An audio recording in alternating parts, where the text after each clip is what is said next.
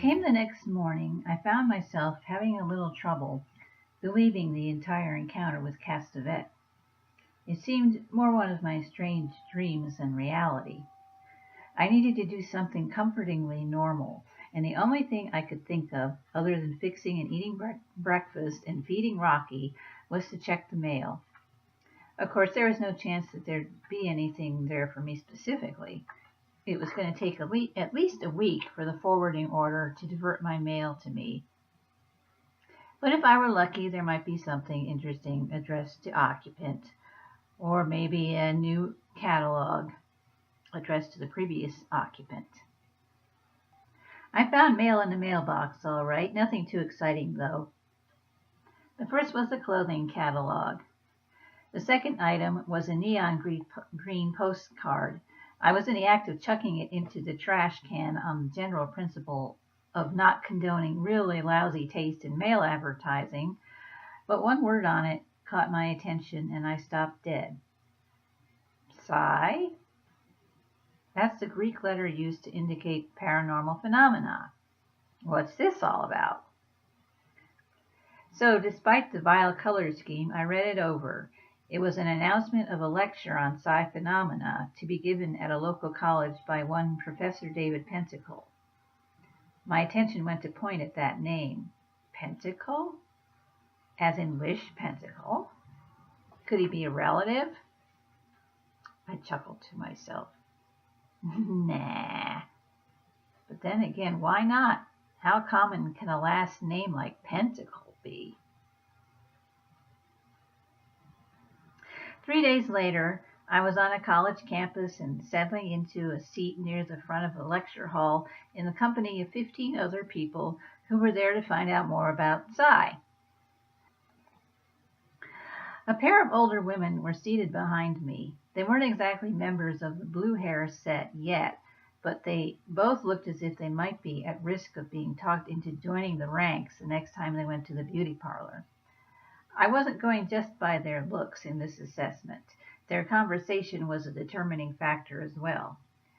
As best I can remember it, it went like this. Irma, do you think he'll regress us? Slightly breathless tone here. I wasn't looking back at them, so I can only guess at their expressions, and I'd rather not put my foot in my mouth if they chance to read this, so I'll just stick to reporting what I know. I hope so. Slightly more breathless and considerably more eager, this one. I found myself wondering, regress? As in hypnotic regression? He regressed me last time and it was wonderful. I groaned to myself, oh boy, college professors got groupies too.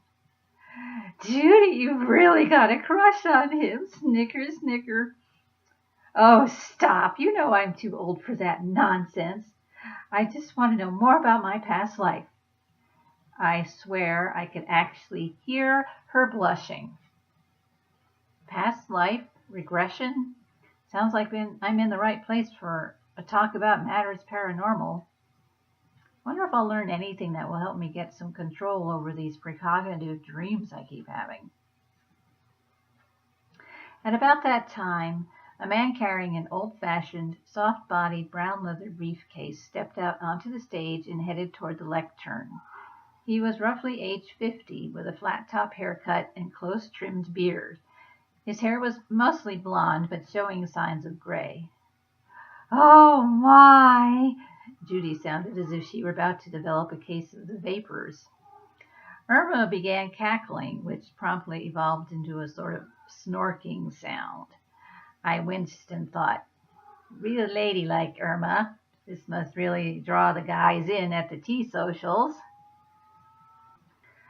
The man at the lectern looked out at the somewhat limited audience scanning across the assembled faces. When he got to mine, he stopped. A faint smile of satisfaction showed for an instant.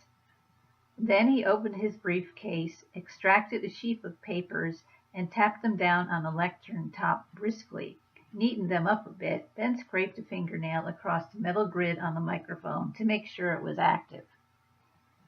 When he was reasonably sure everything was in order, he took a deep breath and began. Good morning. I'm Professor David Pentacle, and I thank you all for coming.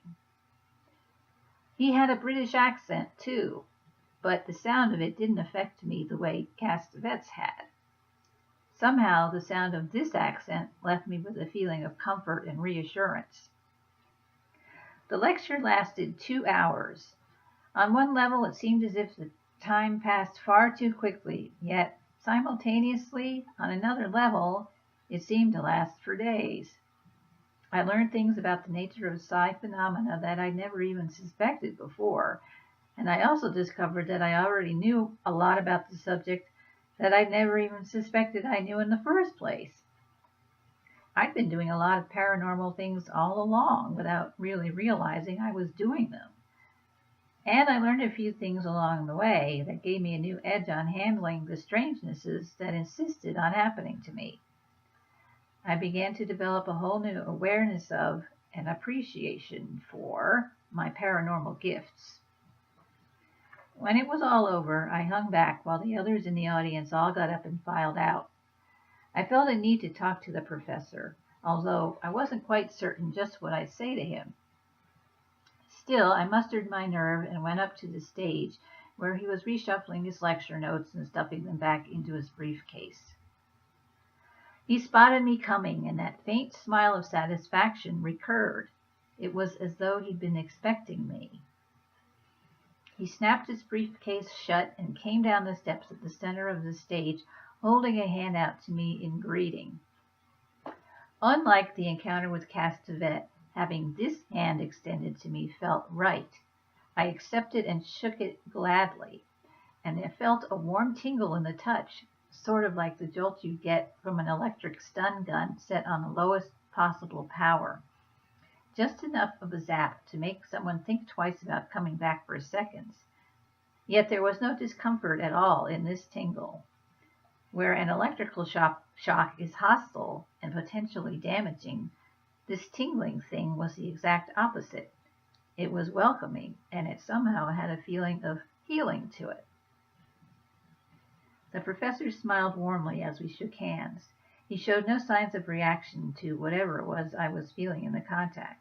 He simply murmured, "Welcome, I hope you enjoyed the lecture." There was that eerie feeling of an unseen guiding hand again. I shook it off and told him, "Thanks, I enjoyed it quite a bit. You answered a lot of questions. Some I didn't even know I wanted to ask, actually, and you put to rest quite a few fears I used to have." He looked oddly concerned. "And what fears might those be?" I shook my head a little, not at all certain how to put it into words properly. Well, to be honest, for a long time I questioned my own sanity because of the crazy dreams I kept having, and still do. And I can see, or at least perceive in some way, things that others seem to be completely unaware of. My parents were never big on the paranormal. To them, anything not sanctioned by the church smacked of the work of the devil, and anything strange that happened to me either got ignored or got me punished. It left me with some pretty serious doubts about myself, and everything else for that matter, and for a long, long time. An eyebrow went up a little bit. "And your name?" "Rain Sanders, rock musician, at your service." That faint smile flickered past again, as though he were remembering some private joke. For no good reason that I understood at the time, it prompted me to try an experiment, just to see what kind of reaction it got out of him. Actually, a couple of people I met just a little while back hung a nickname on me, Alex. I watched him closely, but tried not to be obvious about it. His eyes gleamed for a moment, just as Tommy's had back there in the parking lot outside the Ocean State Theater. He paused a moment, perhaps considering his next course of action. He finally patted his stomach pointedly and commented, "I haven't had a bite to eat all day. I hear the coffee shop down at the Student Union serves up an excellent cheeseburger. Would you care to join me for lunch? We could talk at greater length while we eat." My stomach growled at the mention of food. It was just a few minutes past noon, and my breakfast hadn't been anything to write home about. Sounds like a plan to me,